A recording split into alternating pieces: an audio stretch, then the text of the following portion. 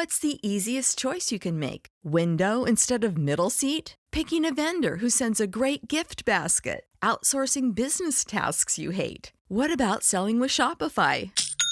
Whether you're selling a little or a lot, Shopify helps you do your thing, however you cha-ching. Shopify is the global commerce platform that helps you sell at every stage of your business. From the launch your online shop stage to the first real-life store stage, all the way to the did we just hit a million orders stage. Shopify's there to help you grow. Whether you're selling scented soap or offering outdoor outfits, Shopify helps you sell. Wherever and whatever you're selling, Shopify's got you covered. Sign up for a $1 per month trial period at shopify.com/try. Go to shopify.com/try now to grow your business, no matter what stage you're in. Shopify.com/try. Summer concerts, pool parties, chill nights under the stars. We're stocking up our closet so you're ready to look your best for all of it. At Plato's Closet in West Ashley and North Charleston, we're buying all things summer. So bring in your tees, tote bags, sandals, sunglasses, and more. We pay cash on the spot for gently loved name brand looks. Plato's Closet is the go-to destination for trend-forward teens and young adults who support local and shop sustainable. Visit Plato's Closet today. Plato's Closet, located in West Ashley on Sam Rittenberg Boulevard and North Charleston on Rivers Avenue. Dr. Hayhoe is the lead author on the U.S. Climate Assessment Report and has spent her time since writing this report on spreading the word about climate change. She was always faced with the difficult task of convincing people who had stakes in things that would be affected by acknowledging the information in her report. In her newest book, Saving Us, A Climate Scientist's Case for Hope and Healing in a Divided World, she discusses the challenges associated with these conversations at both the micro and macro level. So who is Katharine Hayhoe? How has she learned to get people to acknowledge the reality of climate change? And is she the best or worst person to strike up a discussion with about the weather? All this and more on this episode of Breaking Math. Episode 66, Hey Ho, Let's Go. Hey ho, let's go. Hey ho, let's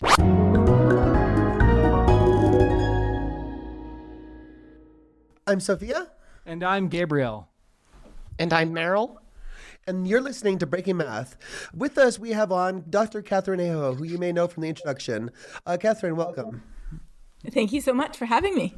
Yeah, thank you so much for joining us. I actually just saw you a couple hours ago on YouTube on the live, and then I wrote to Laura and said, here's our interview, and she said that you are booked from that time until now.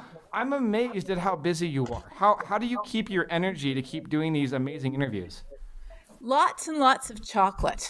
Okay. As dark as possible. Okay. I actually had a conversation about this at Starbucks because I'm always plugging our show. And I said, what if they had a Starbucks drink named after Dr. Hayhoe? So I'm going to see about that. But it'll have to be a chocolate bar instead. Yeah. Oh, a chocolate bar instead. Okay. Yeah. Something called the, I don't know, Hayhoe Let's Go Triple Espresso or something like that. So.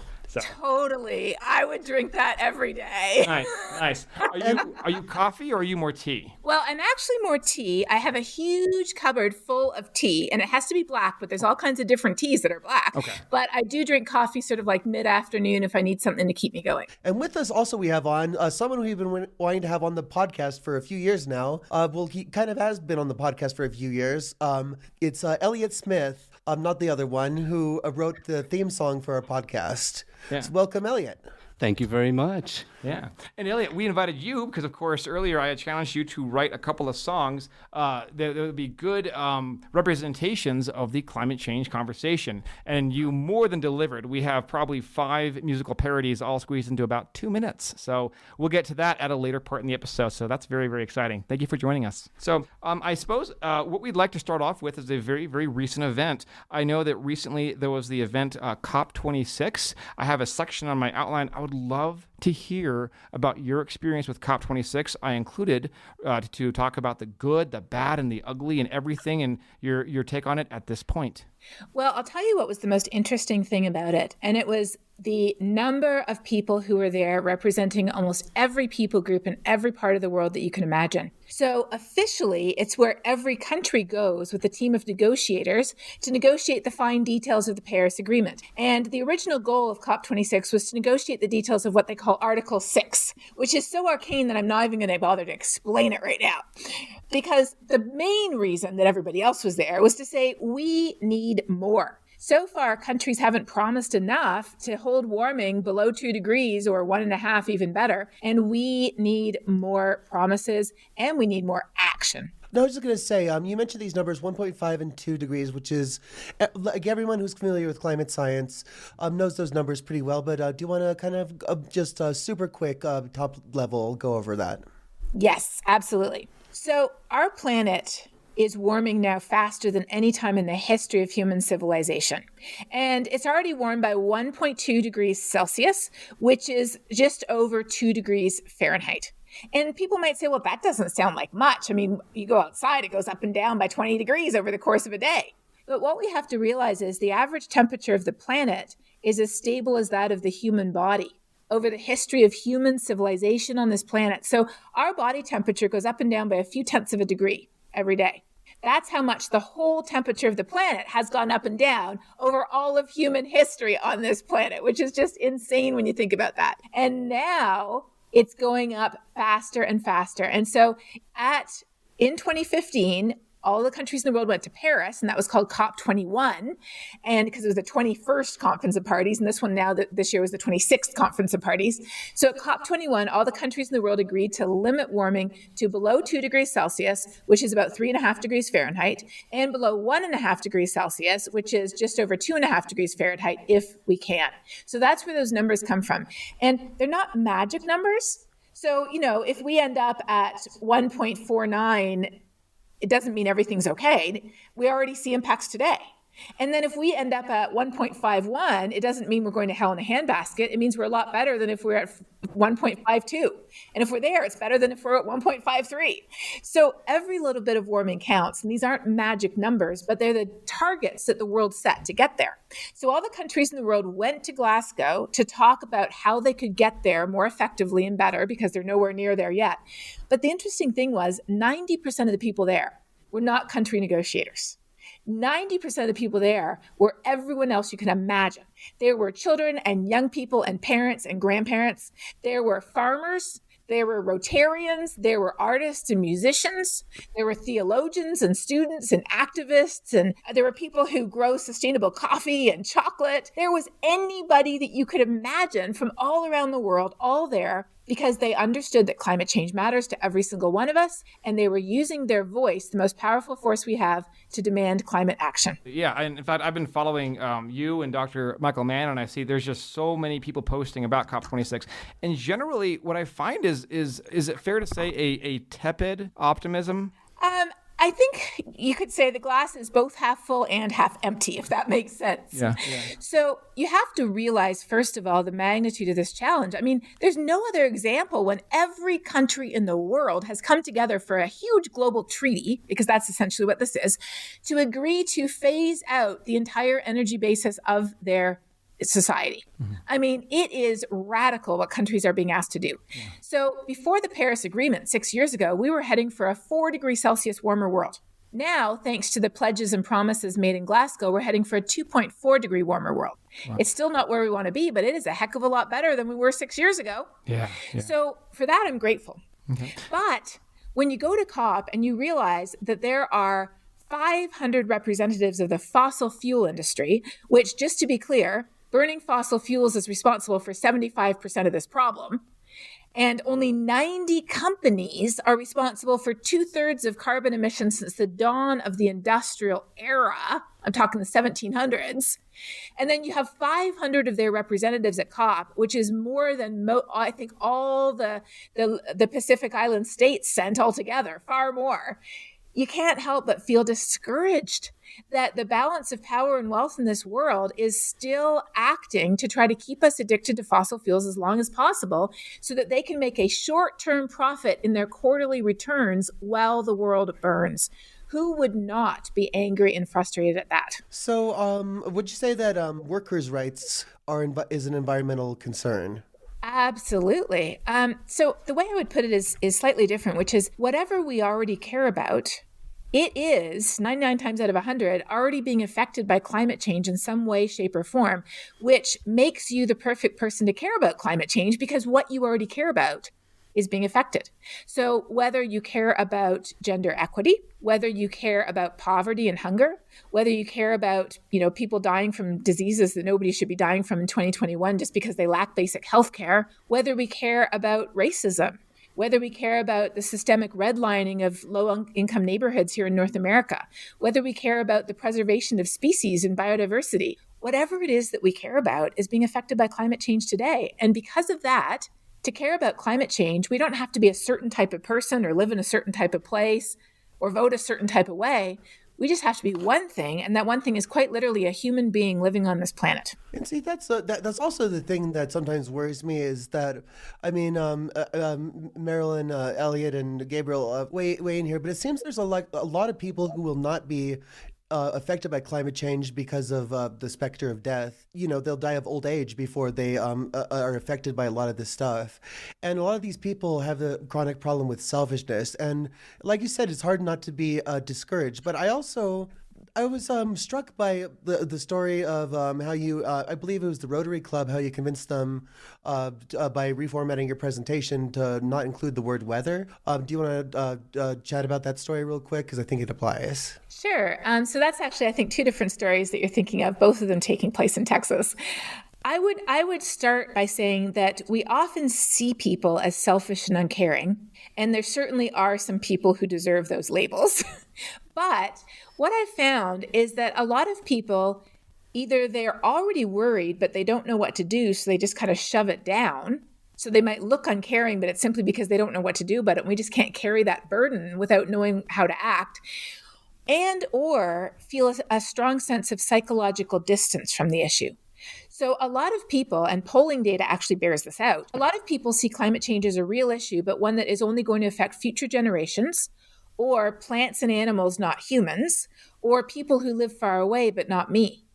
So what's really effective is to bring it here and now and talk about how no matter where you live, and if each of you told me where you live, I could tell you exactly how you're already being affected by climate change today. Mm-hmm. So connecting the dots to talk about how we're already being affected, and not just in terms of the weather, but in terms of things that matter to us.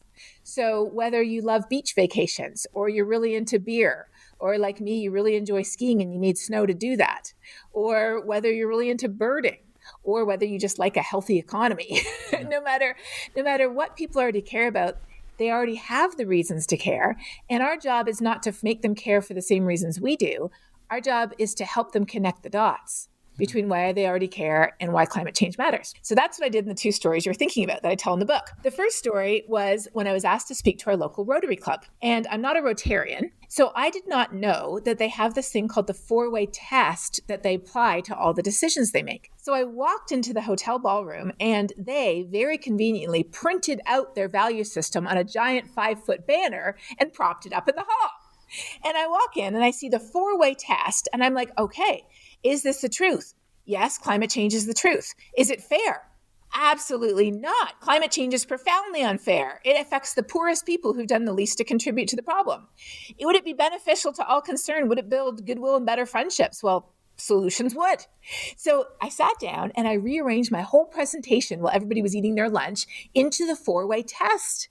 And when I started to give the talk, I could see that there was a lot of folded arms, a lot of sort of side eye at the woman who'd invited me, a lot of, this is what happens when you let her invite the guests. That's not going to happen again. But as I started to walk through their value system, I could see the arms unfolding. I could see people leaning forward. I could see the head starting to nod. And at the end, I'll never forget a local banker who I'd met a few times before, who had always been cordial but distant. He came up to me with the most bemused look on his face I'd ever seen. And he said, I never thought too much of that whole global warming thing, which is the polite Texan way of saying I thought it was a load of crap. But it passed the 4-way test. So what can I do? It passed my test. I'm a Rotarian. This is my test. It passed the test. I have to care. What I showed him was that who he already was already the perfect person to care. And in fact, it made him an even better Rotarian, an even more genuine Rotarian than he already was.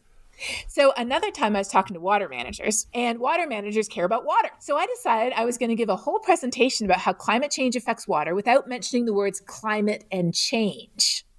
Climate variability, sure. Long-term trends, absolutely. Future projections, no problem. It was the same presentation I would give anywhere to anyone, but I took out the words climate change. And at the end of the presentation, a woman came running up to me this time, and she grabbed my hand and she pumped it very enthusiastically. And she's like, "That was great. I agree with everything you said." And then she said, "Those people who talk about global warming, I don't agree with them at all. But this makes sense." Wow. So with the story that you just mentioned, one thing that I've kind of noticed is that people do tend to, so if you can avoid the words climate and change, their attitude does begin to change because they're not seeing it through the lens that they usually do. I'm wondering if there's any way that we could, bridge that gap such that more people will take a more active role. I'm glad you asked that. And the answer is yes. I wasn't able to talk about this in my book, though, because it's an experiment that we did after I wrote the book. So this is brand new, hot off the presses. Nice. I teamed up with researchers at Yale University, and we created a series of 4 very short videos, like I'm talking a minute or a minute and a half long. And each video talked about climate change from the perspective of a core value that someone who identifies as Republican would share. So often Republicans care about free market, they care about personal liberties, they care about national security and the military, and they care about Christian values. So we made these 4 short videos with authentic messengers, with a 2-time Republican congressman talking about free market solutions to climate change, with the head of a libertarian think tank talking about, personal liberties and how climate change affects them, with a retired Air Force general talking about national security, and with me as a scientist and as a Christian talking about a Christian perspective. So here's the really cool thing. They didn't put people in a room and make them watch the videos and see if it affected their opinion. They put the videos out on social media in real life. They paid to have them boosted into people's feeds in 3 different congressional districts on Facebook. In other words, they used Facebook for good. And imagine that. Yes. And they didn't even spend a lot of money. I mean, they just boosted them, and then they tracked public opinion in those districts. And guess what happened? Democrat opinions went up a bit. Republican opinions about climate change went up twice as much. Wow. Why? Because they were hearing about climate change from within the frame, like you just pointed out, the frame that they identified with, and it made all the difference in the world. And so my only question is, why the heck are we not doing this everywhere?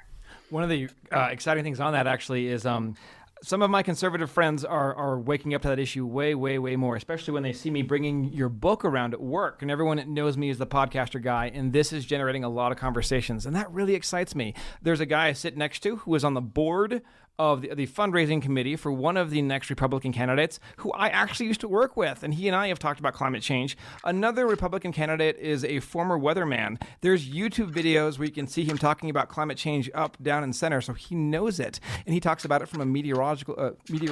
I'm sorry, I can't. Meteorological. I'm not going to say that word. Meteorological. Perspective. Thank you, Sophia. Thanks for bailing me out there. And he talks about, year by year, the records are undeniable. So I see some hope in that area.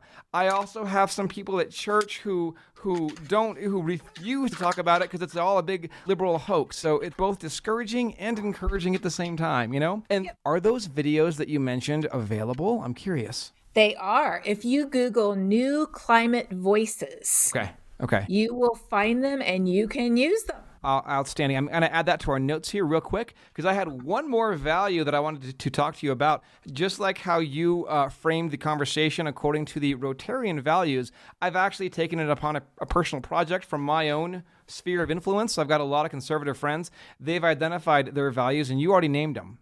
National security, fiscal conservativeness. There's one that you talk about in your book a little bit, the value pro-life, and I'm not talking about anything related to abortion or women's rights. I'm talking about pro-life, like people's right to live. And that's one thing that I'd love for you to talk about, how climate change is absolutely a pro-life issue. Oh my goodness. Well, that is a huge one for me personally, because I mentioned earlier that climate change is a justice issue. And that's why I became a climate scientist. As you mentioned, my undergraduate degree is in astronomy and physics. And I was planning to be an astrophysicist. And of course, that involves lots of math. Yep. But when I took a class on climate change that showed me that climate change is not only an environmental issue, it is a poverty issue. It's a hunger issue. It's a resource scarcity issue. It's even a refugee issue. It's a human issue. And the poorest 3.5 billion people in the world have only contributed to 7% of global emissions. That is profoundly unfair. Yet they are the ones who are being impacted most by a changing climate. So if you just look at countries, rich countries versus poor countries, climate change has already increased the gap between the richest and poorest countries in the world by as much as 25%. And that is just profoundly unfair. But then you zoom into the individual level. How is climate change affecting people? Well, first of all, when we burn fossil fuels, it produces air pollution as well as heat-trapping gases. And while the heat-trapping gases are building up in the atmosphere, wrapping an extra blanket around the planet, causing it to warm, the air pollution is just sitting there and we breathe it in, and it's responsible for almost 9 million premature deaths per year. That is more than double that of COVID per year. And by premature deaths, can you define that real quick, just so I know? Yes, it's people who die before they're supposed to because of air pollution. Yeah. Yes. So you would not be dead if it were not for this air pollution. That's what that means. Wow. I wasn't sure if it was like a certain number of years of life shaved off average or something. You know how weird death charts can be. But yeah, that is pretty insane about the whole justice issue thing. And that also brings me to another difficult point. What if something that somebody cares about would be negatively impacted by helping climate change? For example, if somebody is really into the spendthrift part of military spending, for example, for their district or something like that. I know that the United States military is the #1 global polluter. So it feels like you run into like two problems there. One, telling somebody to dull their sword that is already way too sharp, or two, that you run into a couple problems. You do. So the military is the largest polluter if you look at organizations. It's not the largest polluter if you look at oil and gas companies or if you look at countries. There are certainly some people, and they're not too many, but there are some people where climate solutions wouldn't benefit them. And those people are primarily the people who benefit in a significant financial way from the consumption of oil and gas. And I'm not talking about individual coal miners who are just trying to put food on the family for their table. I'm talking about the executives with the 7, 8, and I don't know how many figure salaries. I really have no idea what they look like, but I know they're a lot bigger than yours or mine. That's who I'm talking about. For the military, it surprises people to know that they are one of the biggest investors in clean energy because they know that fossil fuels present a tremendous risk, a security risk to them. A security risk in terms of what parts of the world the United States needs to keep an eye on and possibly have a presence in, and also, too, a security risk when they are in full operational mode, when they have to be continually supplying fuel for all of their operations. So I'm not trying to excuse what they do in any way, shape, or form, but if somebody is very into the military, that video that we have with New Climate Voices with the retired Air Force general, and there's a brigadier also who was in charge of the supply line in Afghanistan, and I gave a talk with him once, and man, he had some powerful stories about the risks that fossil fuels pose directly for the lives of people in the armed forces in Afghanistan. So people who are very concerned about that, there are plenty of military voices to point them to that show that the risks of continuing to depend on fossil fuels far outweigh the benefits for the military. And it makes sense for the military to be leaders in leading that transition as soon as possible. Yeah. One of the folks that we loaned this book to actually is a former guest on the show, a major in the Air Force right now. His name is Major Carlo Trinisi, and he actually wrote a whole bunch of questions for the outline. So there's very high involvement. In fact, there's more citations in his notes than you can shake a stick at, all about military reports on the threats of climate change as a threat multiplier, as well as various bases that will be threatened with sea level rise and everything you mentioned. So they've definitely got eyes on it. That's for sure. I had a quick question real quick about a previous thing. When we were talking about pro-life, one of the things that I was trying very hard to research was anything from something like I don't know, the organization Compassion International or any organization like them where climate change is definitely on their radar. Reason why I say that is, oh yeah. Oh, I can tell you who. Okay. So it's not really on the radar for Compassion International, but World Vision is all over this. Okay. So is Tear Fund, so is Oxfam, so is the Red Cross, Red Crescent. There are a lot of organizations that get this because at the granular level, if I could just give you a couple of quick examples of how climate change affects people's lives. Let's look at what happens right here in North America. When we have a heat wave, the low-income neighborhoods that were redlined can be 15 degrees hotter than the richer neighborhoods in the same city. That leads to all kinds of health issues, all kinds of problems for people who are already vulnerable. Let's look at what happens when drought devastates farmers in Malawi. Child marriage has been outlawed in Malawi for 5 years already. And when it was outlawed, numbers started to go down. But drought struck and farmers couldn't feed their families anymore. And so when someone came around offering to marry their 12-year-old daughter, child marriages are on the rise now, with girls as young as 8 years old being married off because their families cannot put food on the table. And climate change is exacerbating that issue. I mean, the way that climate change affects our lives just absolutely breaks my heart. We also know that air pollution affects dementia in older adults. It affects learning disabilities in children. We know that the massive floods that are occurring out west as we speak to each other right now. We know that the people who don't have insurance, who don't have resources, who live in lower income neighborhoods, lower lying areas are the most affected. We know that with wildfire smoke that choked the airs this summer, people who are already sick, people who couldn't afford to, live inside or have good air filters, they're the ones who are most affected. Climate change truly is a pro-life issue, and I mean that in the sense of our entire life. Wow. Every aspect of our life is affected by climate change, and for health reasons alone, we shouldn't be using fossil fuels. That's definitely all very powerful statements. I mean, health seems like everything, the individual, the society, the world, as like a What's the easiest choice you can make? Window instead of middle seat? Picking a vendor who sends a great gift basket? Outsourcing business tasks you hate? What about selling with Shopify? Whether you're selling a little or a lot, Shopify helps you do your thing, however you cha-ching. Shopify is the global commerce platform that helps you sell at every stage of your business. From the launch your online shop stage to the first real-life store stage, all the way to the did we just hit 1 million orders stage. Shopify's there to help you grow. Whether you're selling scented soap or offering outdoor outfits, Shopify helps you sell. Wherever and whatever you're selling, Shopify's got you covered. Sign up for a $1 per month trial period at shopify.com/try. Go to shopify.com/try now to grow your business, no matter what stage you're in. Shopify.com/try. an organism. But so I thought of just a small activity to kind of get the point across after reading some of your book. I was thinking me, Gabriel, Meryl, and Elliot would go around just like one round, and we'd say something that's important to us, and you tell us how that's affected by climate change. That sounds great. Ooh, gosh, I'll have to think about this. If you're ready, you go ahead. All right. What is important to me? Okay. So when we talk about right now, there's supply line shortages for various things. Let's just say somebody who is a food connoisseur who likes, I don't know. No, I was talking to you personally, though, Gabriel. Me personally? Yeah, like something that you're into, and then she'll tell you how. Oh gosh. Okay. Sure. Oh gosh, my hobbies aside. Okay, well, I'm into podcasting, obviously, and I'm into reading books and all these hard ones. Okay. My wife and I enjoy hiking in the Sandias here in Albuquerque, New Mexico. How about that? Oh, okay. That's a great thing. So I don't live too far away from you. I just live across the border in Texas.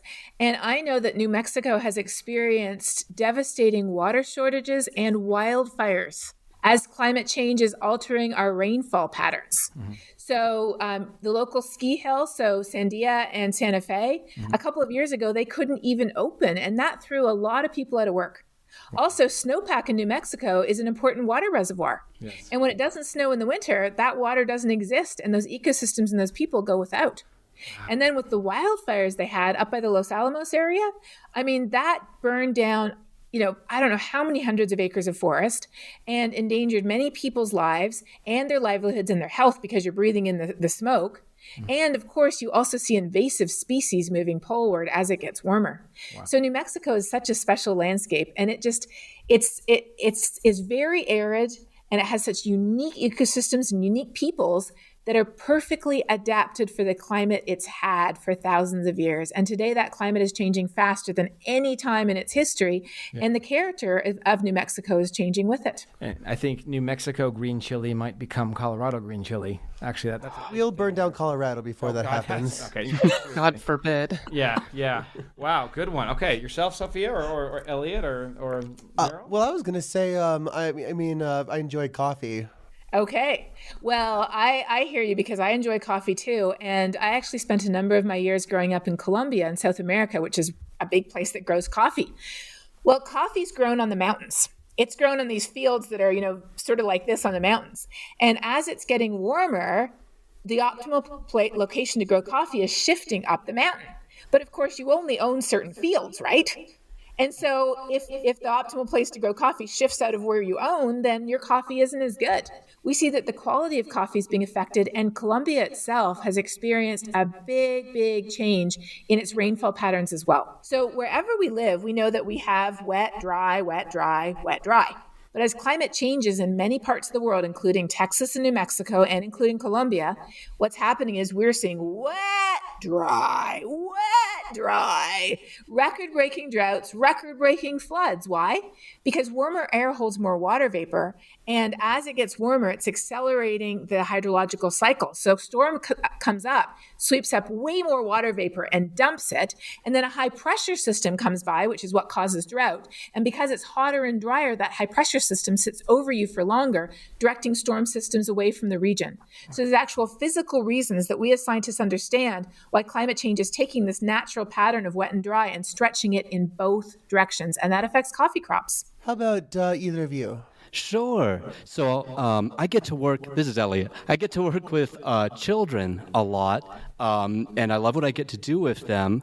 And so I'm kind of curious because we want kids to be empowered and be able to do what, they might be best at doing later on and to thrive. And so I'm kind of curious, how will this shape like what career paths are available? How's that kind of a pie chart going to change? And will things, like what I do, which is sometimes considered disposable, will certain career paths even disappear for our children? That's a great question. Well, first of all, in poor countries, when resources become scarce, when there's a famine, when there's a flood, when there's a disaster, the first thing that happens is kids get pulled out of school. So even, we take for granted that we can even educate our children. But in a lot of countries, parents' abilities to educate their children is being called into question by climate change. So the ability to have any career at all, other than some that doesn't require education. Here, though, what we're concerned about, and I hear you too, because I'm a parent, and I want the best for my child too, they're growing up in a world that if we don't fix climate change will be much less secure, much less safe, much less stable. It's going to be a lot harder to have a job one of those jobs that we really enjoy, that really only occurs when you have a society that is stable, when you have an economy that is thriving, when you have clean water coming out of the tap, when you turn it on, and food in the grocery store when you go there, when you're not just constantly scrounging to survive and get by and stay safe. You actually have the luxury of creativity, of artistry, of caring about other people. Yes, my sister's an artist too, I should say. So all of those really are on the line unless we truly have the stable world that we have taken for granted the last few hundred years. Ooh, so I got one. And so after all, this is a mathematics podcast. I am very passionate about math, and I'm wondering how climate change will affect the field of mathematics, if you can give us any insight. I was afraid you were going to say cats. I was mentally preparing for cats. But I'll take math for sure. That's a good question. So I would actually, and I hope you don't feel like I'm dodging this at all, but I would say that fits a little bit with the answer that I gave to Elliot too. The ability to be a mathematician requires a stable society with a stable educational system, with a really sophisticated set of job opportunities, where again, it's not about subsistence. It's not about just making sure you got food on the table and a safe place to live. You are actually examining the mysteries of the universe with mathematics. And in order to have the ability to do that, we need that stable society just as much today as we do as we did before. I mean, if you look at, some of those young girls in Malawi, for example, who are growing up in homes where their parents can't put food on the table and they're at risk of being, married off at age 10, they do not have the luxury to even complete an education to begin to pursue a career in mathematics. And so we are really fortunate in what we have today. And I want that for everyone. I want every little girl to be able to have the option to study mathematics, or every child to have the option to be an artist or a musician. I want people to be able to run podcasts and read books and talk about things and thoughts, rather than just worrying about how we're going to survive. Because again, it's not about saving the planet. And it's not about the extinction of the human race. It's about whether civilization as we know it will survive. And most of the things you've asked me about depend on and require civilization. To that end, if you don't mind, I might dovetail on this. There's actually a specific math-related thing in the book that actually talks right about that. So if you don't mind going to applied mathematics, Dr. Hayhoe, you had just said that civilization as we know it depends on us moving away from fossil fuels and radically changing things. This comes from a quote from chapter 10 in your book. This is one of two tweets that I tweeted on the Breaking Math Twitter handle. And this one was specifically about climate modeling, which is heavily involved in mathematics, and a climate modeling that you were involved with in Texas that resulted in perhaps the most radical emissions reductions under Governor Schwarzenegger. I was wondering, for our Breaking Math listeners, if you could talk a little bit about what you did with that climate modeling, how you improved the resolution, what the climate modeling showed, and what the result was in terms of government regulations. Sure. So what I do is I work with climate models, which are mathematical representations of the climate system. And we use those because we don't have other Earths to experiment with. Other scientists can actually have things to experiment with, but we don't. We only have one Earth. So we build an Earth using the most powerful supercomputers in the world, and we populate that Earth with the fundamental laws of physics expressed through nonlinear fluid dynamics and radiative transfer, finite differencing, and all kinds of techniques that we learn about in math go into these giant models, and we use them to ask what-if questions. What if we continue to depend on fossil fuels? What will the planet look like? And not just the planet, but what will average summer temperatures in Sacramento, California look like? The answer is Death Valley. What would California's winter snowpack that provides half their water supply look like? The answer is there'd only be 10% of it left. What would the Napa and Sonoma Valley look like for growing grapes? Well, the only place you'd really be able to grow those grapes is in the backyards of some people in San Francisco. That would be it. So those are the real world questions that we can answer with math when we use math to turn the fundamental laws of physics into a model of our planet. And I work a lot with statistics as well, because I bring in the statistics by looking at the real observations in the places that we're concerned about, and I connect the global models with the real observations at weather stations and weather stations around the world using some pretty sophisticated statistics. We look at, we sort of tease out the different signals in the data. We do a lot of Fourier transforms. Yes, we look at a lot of probability distributions. We do a lot of mapping on multidimensional surfaces. So we do a lot of math. We use MATLAB, we use R all the time. And all of that is being harnessed for good to figure out how our choices matter, to warn everybody of what's going to happen if we don't change our ways. And so one of the most interesting books I read over the pandemic, and I read a whole ton of books, was called Scientists as Prophets. And it drew connections between the Delphic oracles of old and the scientists of today as individuals who stand slightly outside society with access to specialized knowledge that basically warn society of what will happen if they continue on their current path. We actually talked a little bit about that on episode 1 of our podcast, Forbidden Formulas, how elitism has embedded itself into our educational system. I do have a question about your work. Now that you mentioned the tools that they use in all that kind of stuff, and I know a lot of jobs can be difficult and have things that aren't worth doing about them. But is it worth being in a profession where you have to use MATLAB? Well, I am going to say that within my own research group, we have a little bit of a conflict because I'm more of an R person myself, and my top number 2 is a MATLAB person. And so we are constantly going back and forth. And we just had an issue where MATLAB is not set up to run more than 1 million concurrent jobs on a parallel processing system. They just didn't code it in. But we need to run more than 1 million jobs. And I was like, if we were doing it in R, it wouldn't be a problem.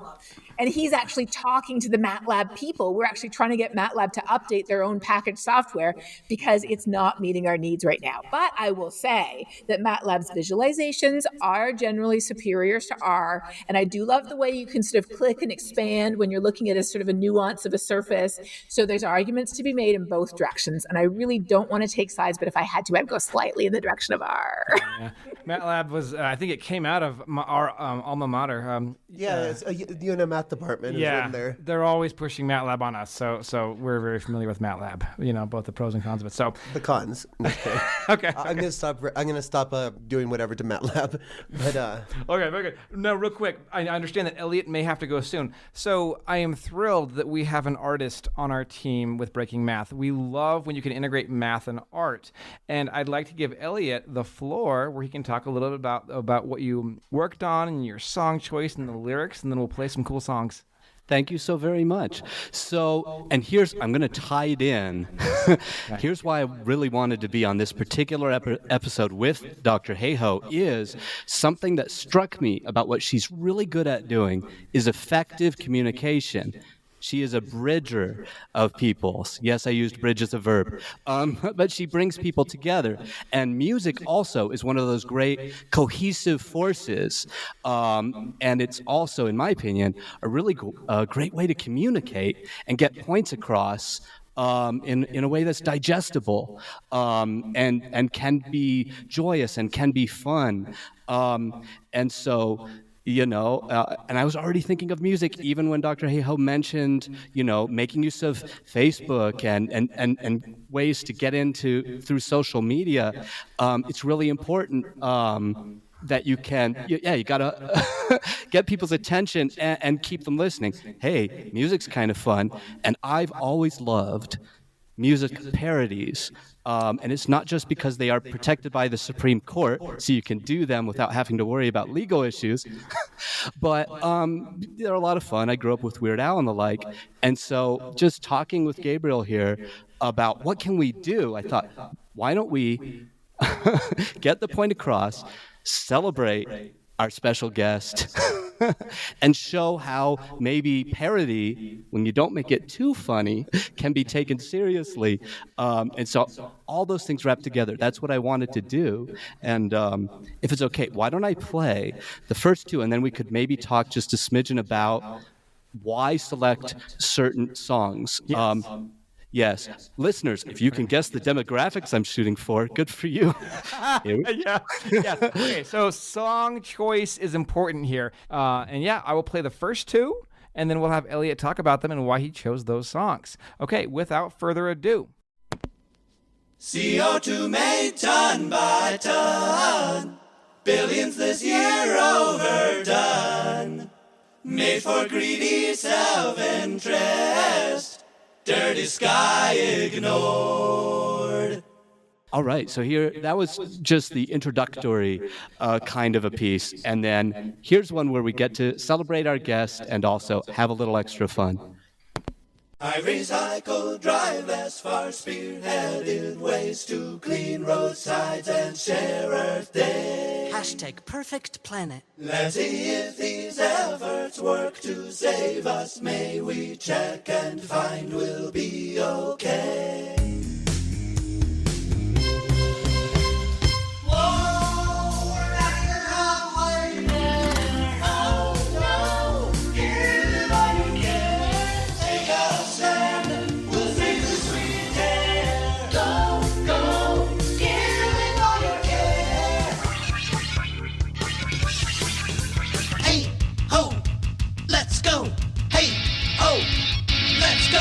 before the tornado takes flight, and interviewers air time. Our kids are yelling online, so let's wake up, wake up. The findings are complete. We're sitting in the hot seat, debating cold and high heat. So let's wake up. Hey, ho, let's go. Woo! Awesome. Thank you very much. Yes. So, besides the fact that one of the songs kind of has Hayhoe already in it, without the doctor part, but still, yes. What would you like to discuss about choosing music for effective communication about climate change? I'm curious. Can Dr. Hayhoe identify the songs that were selected? No problem if you can't. Living on a Prayer by Bon Jovi, and then Blitzkrieg Bop, of course, by the Ramones, Yep. one of my favorite songs. Woohoo! Okay. Yay! I hit your demographic. Well, look, when you're called Hayhoe, you know everything from Snow White and the Seven Dwarfs to Naughty by Nature and everything in between that says Hayhoe. And I have a little beef to pick with the Lumineers because their song is called Ho Hey, and clearly they got those two words the wrong way. It's Hayhoe. Yeah, very good. And then there's Carry On My Wayward Son, but what were the lyrics on or what was the song called on yours, Elliot? Oh, yes, Carry On Wayward Son. And, I mean, that one, okay, I may have picked that one because it's from one of my wife's favorite groups, too, so Kansas. And, yeah, I wouldn't mind speaking them because that one was short.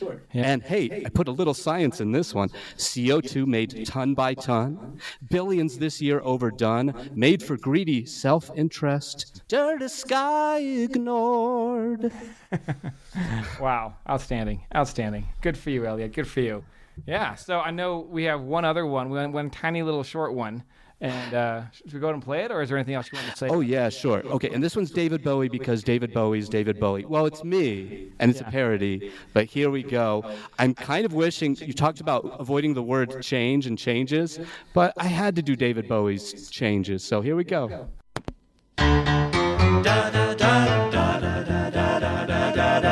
We're oh so slow, what are we waiting for? Planet's time is running out, and as we live and breathe, and every kind and thoughtful shots to save this green birthplace, we've got to greet as we taught ourselves to agree to wide, severe consequences.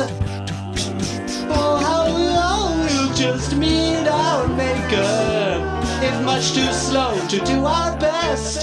Though the climate changes, burn, displace, and pain. Climate changes, catastrophe with an upper hand. Though the climate changes, churning waste and gain. Garbage raining, we're gonna have to start a better plan. Time to change us, so we still have time. Outstanding. Thank you so much, Elliot. We greatly appreciate that. Those are awesome. Thanks for letting me share. Yeah. You know, for months, I've actually been trying to put together a climate change playlist. And so I really appreciate that, Elliot. One of the songs that I wanted to do on a climate change playlist, it's a cynical one, but sometimes you got to get those feelings out. You know what I mean? What's the one that came out with the recent Justice League movie? Leonard Cohen, Everybody Knows. Y'all know that one? Oh, yes. Yes, it is depressing, but sometimes you got to get those feelings out and at least, you know what I mean? Like make art out of it. So, yeah. My favorite climate change song goes, the part of it goes, you're bundled up now, wait till you get older. The media men beg to differ, judging by the hole in the satellite picture. The ice we skate is getting very thin. The water's getting warm, so we might as well swim. The world's on fire, how about yours? That's the way like it would never get bored. Smash Mouth. Smash Mouth, that's right. That was from Shrek, wasn't it? Yeah, I made Smash Mouth. Okay. But anyway. Okay, before we move on, do you guys have any other climate change themed songs that you like to listen to when you're in certain moods? So Aloe Black has a new song out that's all about climate change. Wow. Okay. What's it called? I'm going to find the title right now because I don't have the title at my fingertips. Okay. I heard it on Earth Day. I was actually part of an event with him on Earth Day, and it was really, really great. Wow. It is called Other Side. Okay. Nice. We'll have to read the lyrics on that to that one. Very cool. Hey folks, it's your buddy Zuzex here to tell you again about Brilliant. Brilliant is an amazing asset for continuing your education or just brushing up on some basics. And if you're listening to this show, I'm sure you love learning. Maybe you already use Brilliant. Well, did you also know that it makes an amazing gift for the holiday season? Do you need another Christmas present for Grandma and she loves a challenge, but you feel guilty about getting her another Sudoku book? Do you need a Kwanzaa present for your sibling who loves logic challenges? Educational gifts are the tradition. Maybe you want a Hanukkah present that your grandchild can use for the rest of their life. Brilliant can offer all of those things. So don't worry about getting beat up this Black Friday over that new toy. Go to brilliant.org/breakingmath. The first 200 listeners get 20% off. And to everyone listening, have a happy, brilliant holiday.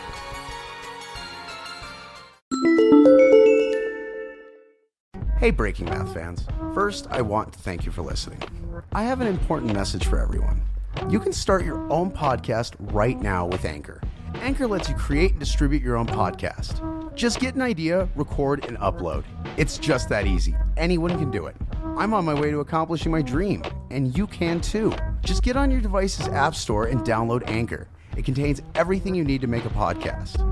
With Anchor, you can put your podcast on all the big platforms. Apple Podcast, Spotify, Google Podcast, Amazon, and more. Reach the whole world with Anchor. Best of all, Anchor is free. You have nothing to lose with a free platform. Download the Anchor app or go to anchor.fm to get started. So, one of the things now, if we're going to shift gears real quick back into our interview questions, there was a couple of things in the book that I really wanted to talk about. I had mentioned earlier that in preparation for this interview, I had actually gotten copies of the book and given it to certain people. Our friend, Major Carlo Trinisi, who's in the Air Force, of course.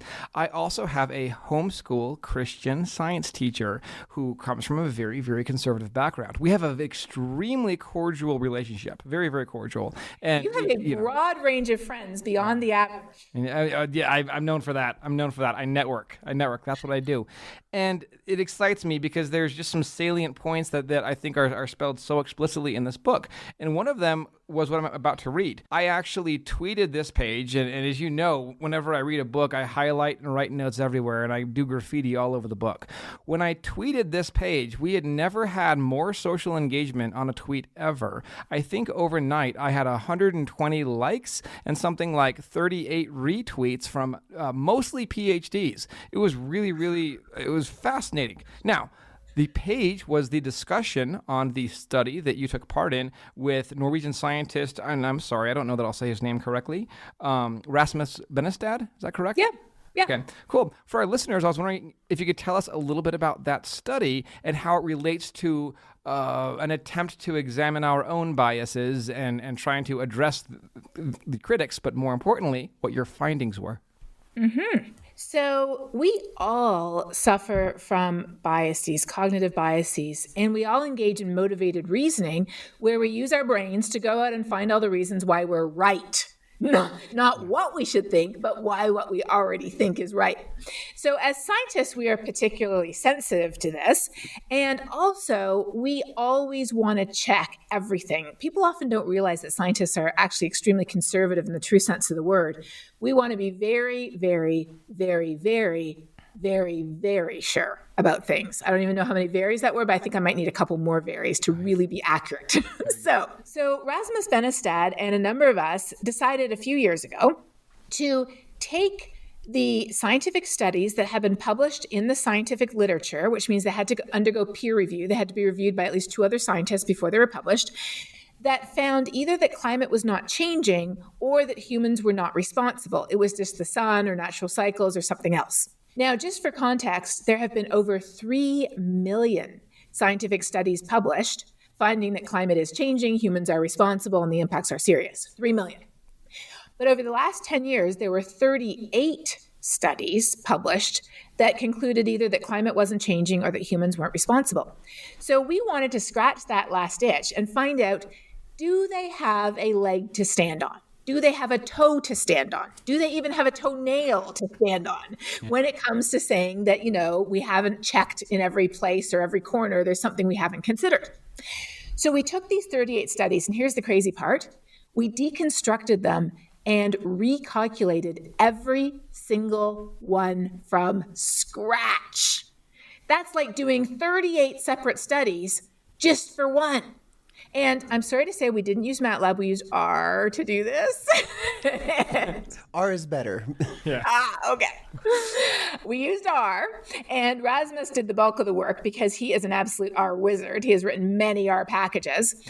And we all followed behind checking his work because we wanted to make sure that, we were actually looking at everything that they looked at. And you know what we found? In every single one of the 38 studies that we examined, we found at least one error. And in some cases, it might be a mathematical error. In some cases, it was the fact that they left out a factor that they shouldn't have left out. They made an assumption that was incorrect. They didn't calculate something the right way. In every single one, we identified a quantitative error that if you fixed that mistake, and some of them had more than one mistake, obviously, but if you fixed that mistake, it actually brought their results completely in line with the 3 million other studies that have already been published. I mean, does that not just blow your mind? That's like one of those science things where it's like, like you hope to have a p-value of less than, a certain amount. And it sounds like that kind of thing where it's like, oh, the p-value is like the same as it is for like measuring matter. Well, not really, but because I know the p-value for that is what, like 10 to the negative 15th, negative 20th. Anyway. Yeah, something crazy. I've actually pinned that tweet, and I know that, thankfully, thank you for responding to that. You responded to it with a link to the article, which is awesome. So if any of our listeners would like to read the study, it's linked on the pinned tweet on our Twitter. It's also available elsewhere. It may be behind a paywall. Is it behind a paywall? Do you know? No, we made it freely available, and it's one of the most downloaded, if not the most downloaded study for the journal that we published it in. Oh, okay. Outstanding. Is that awesome? Wow, that's phenomenal. That's phenomenal. I had a quick question, unless anybody else. Okay, so earlier today, I was watching on my lunch break at work the YouTube show today, and you were talking about some upcoming projects you're doing with the book, including a workbook. Can you tell us a little bit about what you have upcoming with this book? Oh, yes. So what I'm doing with this book is I'm creating all kinds of free resources for people to be able to use the book. So I'm making discussion questions if they want to use the book for a reading circle. That's a great way to have a conversation, is just say, hey, let's read the book together. And I'm making short videos to go with each section. So there's 5 sections in the book, and I'm making a short video for each section. So if you have a book club and you like to watch videos, you can read the book, you can discuss it with the questions, and then you can watch the video. And then for people who want to use it in the classroom, I am also making classroom activities to go with each section of the book and an annotated reading list. So if you want the students to go and actually read some of the original journal articles I talk about, like the one that we were just talking about that I did with Rasmus, or some of the social science studies that talk about motivated reasoning and cognitive biases, or the new study I just described to you that we did with Yale University, where we put those 4 short videos that started from a conservative frame on social media, a annotated reading list so that people can dig deeper and they can actually engage with students in the classroom. And so that's what I'm working on. And my aim is to have it all available by January so people can start using it in the new year. Oh, that's fabulous. I wanted to make sure to include resources on this episode because this episode is very, very close to my heart, to all of our hearts, obviously. So thank you for that. Thank you for adjusting my mic. Yes. So speaking of resources, something else that you pointed in my direction was the YouTube series, Years of Living Dangerously. You know why I love that YouTube series? Okay.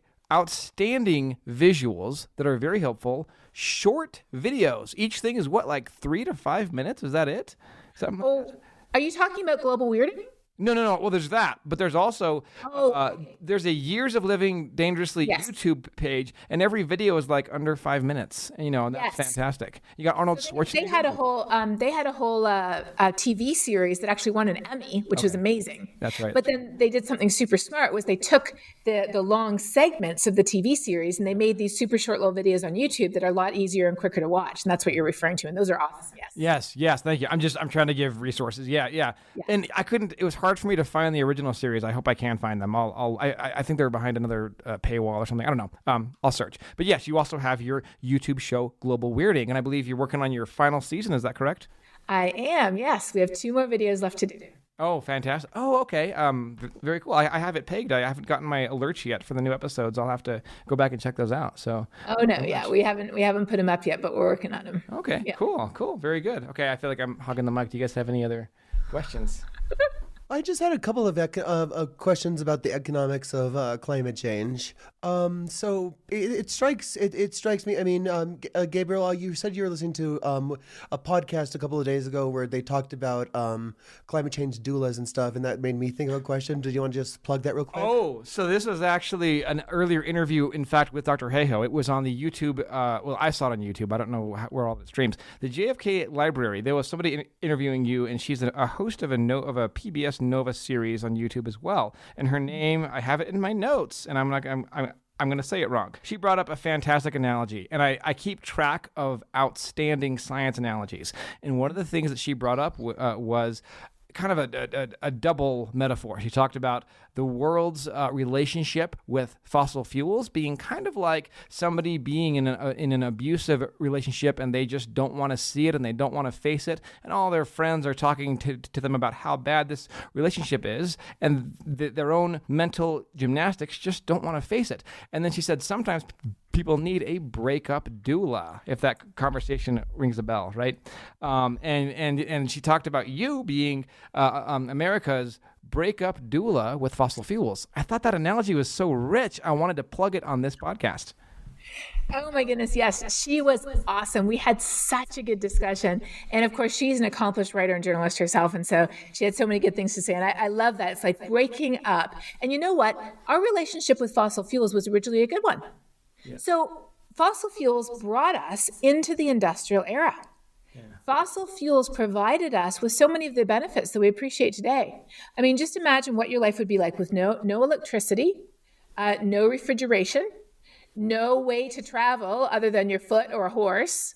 A woman's day then was an endless day of drudgery and chores. It was very rare for women to be educated, and we didn't have the vote.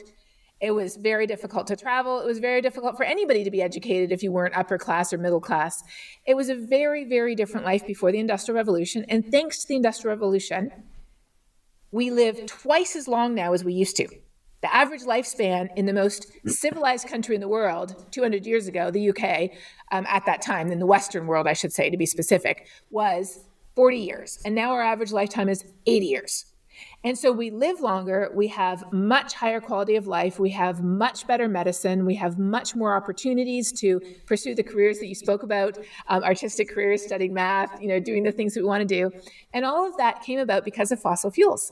And so when I talk about fossil fuels, and I actually have a Global Weirding episode that does that, I say that I am profoundly grateful for the fossil fuels that and the benefits they brought us. But now it's time to end that relationship. It is time to break up with gratitude for what they brought us, but with awareness that this is not a healthy relationship at all. And in fact, now fossil fuels are actively harming us, and it's time to move on to something better, which is clean sources of energy. Yeah, see, what has struck me a lot of being similar to is like a chemical addiction, like an addiction to opiates or something like that. And what specifically in the sense that a lot of people start opiates with that they need it for pain management, and it gets worse and worse. And what I know about people who get off of opiates is that a lot of times mindfulness exercises are a big part of it.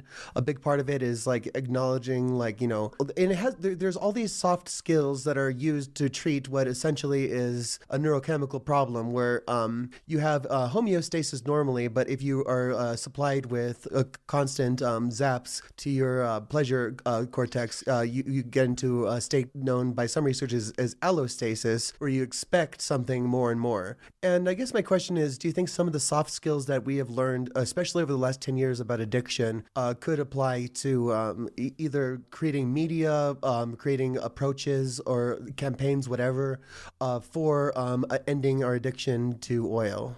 Well, I think that that's very insightful, because that's another good example of something that is originally provided benefits, very necessary benefits. But as with almost anything, too much is not good. And the journalist I was speaking with before at the JFK Library event, her name is Ray McTuffie. And that she's the one who came up with the climate doula, sort of the breakup doula idea. I think you're right. I think that right now the issue we have is not a lack of scientific understanding of the problem. We have known since the 1800s that digging up and burning coal and gas and oil is wrapping an extra blanket around the planet, causing it to warm. In the 1930s, scientists actually measured the warming of the planet. By the 1960s, scientists were so worried that they officially warned a US president, and that was Lyndon B. Johnson, of the dangers of climate change and the urgency of climate action.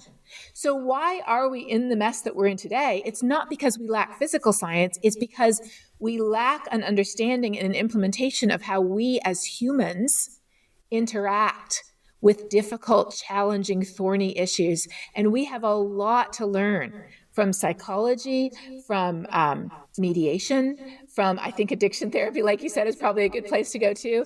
There's a lot of psychologists who are studying anxiety, and which a lot of people experience in relationship to climate change, and of course, denial as well. And so in my book, it's interesting. One of the, I think the top 1-star review for my book on Amazon, authors always get 1-star reviews, is one where it's not from somebody who rejects climate science. It's from somebody who is so panicked that they were outraged that I wrote a book about emotions and psychology and feelings when all we need to do is act. We just need to act. We need a book that just says act. And they were outraged that I was talking about these other sort of, touchy-feely things when we just need to act. Well, first of all, obviously I agree, we just need to act. But why aren't we acting? It's because of our psychology. And so that's why I'm a physical climate scientist, but in the whole book, there was only really 1 chapter on the physical science, maybe 2 if you count when I talk about what I was doing for California. But the rest of the book was all about the social science, the psychology of how we interact with information and how we confront existential threats, which in a nutshell is not well. Yeah, and I mean it's hard not to see the problem as focused away from the global worker, and towards like an issue of global capital. But it's really interesting to see the kind of people who can be swayed, who's doing what about it, and all this stuff. And it's definitely a thorny problem. I mean, Meryl, do you have any more questions? How about you, Gabriel? Because I do have a couple. So I actually do have one. One of the reasons I was excited to find out that you were going to be on the podcast is that I'm actually a Red Raider myself. I went to Texas Tech for my undergraduate. That's amazing. Yeah, so I did math and computer engineering there. And what I'm a little bit curious about is, do you know of any climate-related work? Do you do any sort of work with those departments in particular? I do. So I actually just gave a seminar a couple of months ago to the Math and Statistics Department at Texas Tech University. And for many years, one of my graduate students was always from Alex Trindad, who's one of the faculty there in Math and Statistics. I always had one of his graduate students working with me because I need somebody who has a solid grounding in math and statistics to do a lot of the work that I do. So that it's a very small world and there's so many points of connection. I love that you brought that up. So when I came to Texas Tech, I've been there for 15 years now. I was the only person doing anything related to climate science there. I was all by myself and I really struggled to find a place because the reason I ended up there was because they wanted my husband. I was the plus one who came along for the ride, so to speak. So I found some friendly faces, some people over in the biology department who were studying ecosystems and how they responded to warmer temperatures. And together we sort of built on that foundation, applied for grants, ended up hosting a climate science center, which is partially supported by the Department of Interior. And now we have a climate center at Texas Tech University, which, as you know, Lubbock is the second most conservative city in the whole U.S., politically speaking. Provo, Utah, number 1, Lubbock, number 2. We have a climate center that has faculty associates from over 50 faculty associates from just about every department and just about every college in the whole university. Is that not amazing? And I just really feel like if we can do something like that in West Texas, the heart of oil and gas and cotton country, can't we do it anywhere? And how do you do it? By doing the most important thing every single one of us can do, which is using our voice. to talk about why it matters and what each of us can do to help fix it. Awesome. And I think that's a really good last thought to end on. And I do have one last minor question to ask. What is your favorite weather fact? Oh, so I love seeing amazing phenomena in the sky. And just the other day, I got to see the most fantastic set of anti-crepuscular rays I had ever seen. So crepuscular rays are rays that appear to be coming out from the sun, shooting out from the sun. They are actually parallel. But because of a trick of perspective, they appear as if they're coming out from the sun. Well, anti-crepuscular rays happen when the sun drops below the horizon, but of course the light is still refracting into the sky.